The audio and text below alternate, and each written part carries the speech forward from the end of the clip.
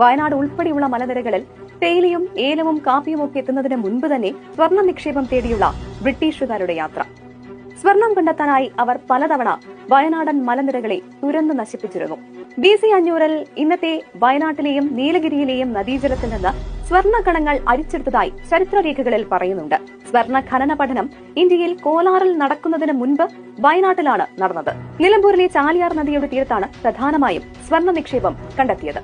അതേസമയം ചാലിയാറിലേക്ക് ഒഴുകിയെത്തിയ ഈ സ്വർണ്ണ മണൽത്തരികൾ തേടിയുള്ള ബ്രിട്ടീഷുകാരുടെ യാത്ര ചെന്നെത്തിയത് വയനാടൻ മലനിരകളിലാണ്. നീലഗിരി, വയനാട് വനമേഖലകളിൽ കൊളോണിയൽ ഖനിത്തൊഴിലാളികൾ ഭാഗ്യപരീക്ഷണം തുടങ്ങി. മലബാറിന്റെ സ്വർണ്ണ സമ്പത്ത് കേട്ടറിഞ്ഞ് ഓസ്ട്രേലിയയിൽ നിന്ന് വന്ന വിഥേഴ്സ് 1874-ൽ ആൽഫ ഗോൾഡ് മൈൻ എന്ന പേരിൽ ബ്രിട്ടീഷ് അനുമതിയോടെ ഒരു കമ്പനി തുടങ്ങി. വയനാട്ടിൽ ആദ്യമായി സ്വർണം ഖനനം ചെയ്ത കമ്പനികളിൽ ഒന്നാണിത്. പിന്നീടുള്ള ഖനനം എത്തുന്നത് വയനാട്ടിലെ തരിയോട്, ചൂരൽമല, വെള്ളർമല, കവിഞ്ഞാൽ, മേപ്പാടി, വൈത്തിരി എന്നിവിടങ്ങളിലും.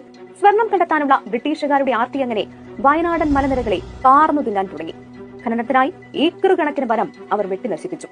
അടിവാരത്തിൽ തുരങ്കങ്ങളുണ്ടാക്കി ഖനനം തുടർന്നു.